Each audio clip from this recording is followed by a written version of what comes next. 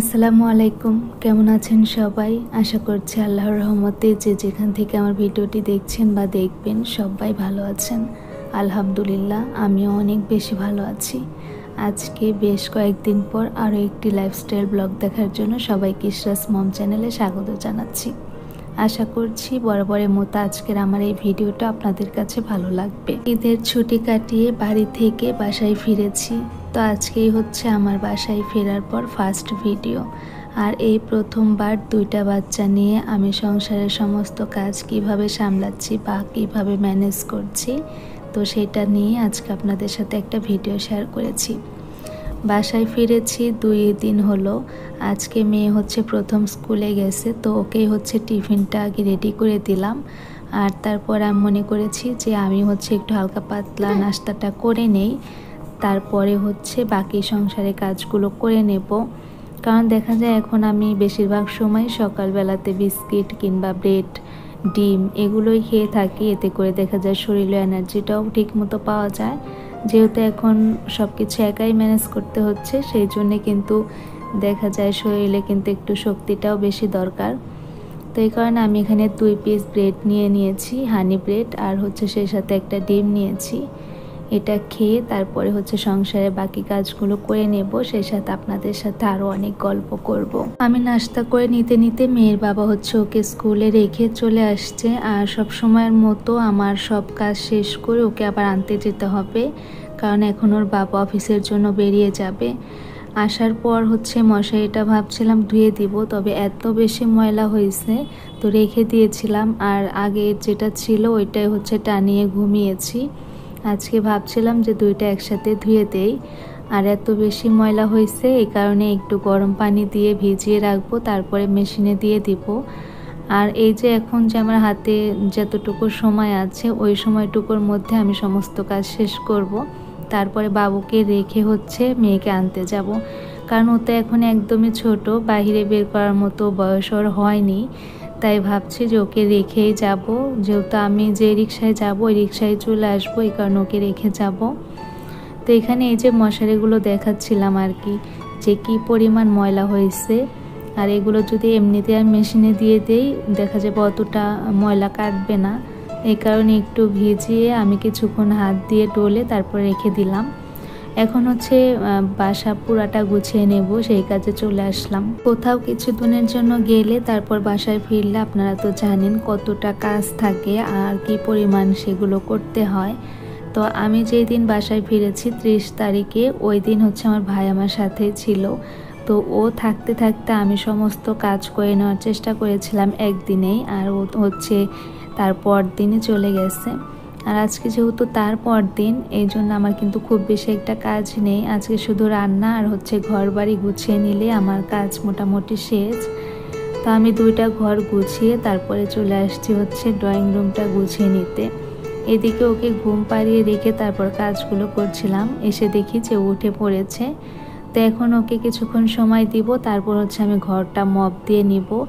আর ঈদের আগেই তো কাজের বুয়া চলে গেছে, এখন পর্যন্ত আর কাজের বুয়া নেওয়া হয়নি, যেহেতু মাত্র আসছি, দেখি খুঁজতে হবে। তো আমার বাবাটা কিন্তু মাশাআল্লাহ অনেক বড় হয়ে গেছে দেখতে দেখতে।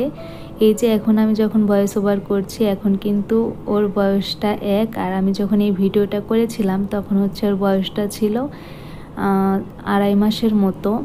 সরি, ওর হচ্ছে 2 মাস 10 দিনের মতো ছিল আর কি। তো এই যে আমি ঘরটা মপ দিয়ে নিয়েছি, এখন জায়গাকার পাপোশগুলো জায়গা মতো দিয়ে দিব, তারপরে হচ্ছে মেয়ের স্কুলে চলে যাব। সব সময়ের মতো আমার প্রিয় ভিউয়ার্সদের কাছে একটাই চাওয়া, যারা আমার এই ভিডিওটা প্রথমবারের মতো দেখছেন, যদি আমার ভিডিওটা কোনো জায়গা আপনাদের কাছে ভালো লাগে বা পরবর্তীতে আমার এই ভিডিওগুলো দেখতে চান, তাহলে অবশ্যই আমার চ্যানেলটি সাবস্ক্রাইব করে রাখবেন। আর পাশে থাকা বেল বাটনের অল অপশন চিহ্নটি অবশ্যই বাজিয়ে রাখবেন। এতে করে আমি যখনই নতুন ভিডিও আপলোড করব সাথে সাথে আপনাদের ফোনে নোটিফিকেশন আকারে পৌঁছে যাবে। আর আমার এই ভিডিওগুলো আপনারা কিন্তু খুব সহজেই দেখে নিতে পারবেন। আর যারা অলরেডি এই কাজগুলো করে এই পর্যন্ত আমার পাশে আছেন, তাদেরকে জানাচ্ছি অসংখ্য ধন্যবাদ আর আমার অন্তরের অন্তঃস্থল থেকে অনেক অনেক ভালোবাসা আর দোয়া। পাপোশগুলো জায়গা মতো দিয়ে দিয়ে তারপর আমি সিটিং এরিয়াটাও একটু গুছিয়ে নিলাম।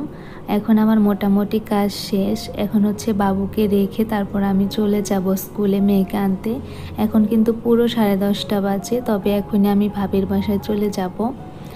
তো ওকে আমি অলরেডি হচ্ছে ভাবির ওখানে রেখে আবার বাসায় আসছি। বাসায় এসে ওর একটু কাঁথা আর ওকে যে কোলে নেওয়া হয় সেই কাপড়গুলো নিতে আসছি।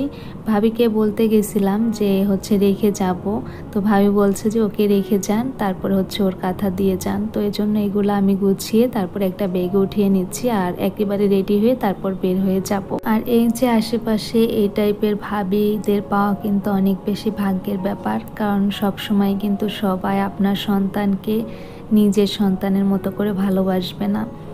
আমি এই বাসাতে 6-7 জনের সাথে খুব ভালো মিশি, তবে তাদের মধ্যে কিন্তু সবারই ওই টাইমে সময় থাকে না। তাদের মধ্যে 3 জনের কাছে আমি রেখে যেতে পারবো। তো তাদের যার কাছে আমি রেখে যাব আমি জানি আমার সন্তান খুব ভালো থাকবে আর একদম নিশ্চিন্তে আমি গিয়ে ফিরে আসতে পারবো। তো আজকে হচ্ছে এক ভাবির কাছে রেখে যাব ওকে, আর আমি হচ্ছে আজকে একটু লেট হবে আসতে।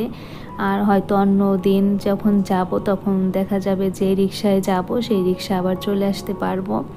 তো আমি কথা বলতে বলতে বাসায় চলে আসছি। এসে হচ্ছে মেশিনে কাপড় কিছু আগে দিয়ে দিয়েছিলাম, তো সেগুলো বের করে আবার মশারিগুলো দিয়ে দিলাম। আর এখন হচ্ছে বাবু আবার ঘুমিয়ে পড়েছে, ওকে আমি ওর বাসা থেকে নিয়ে আসছি।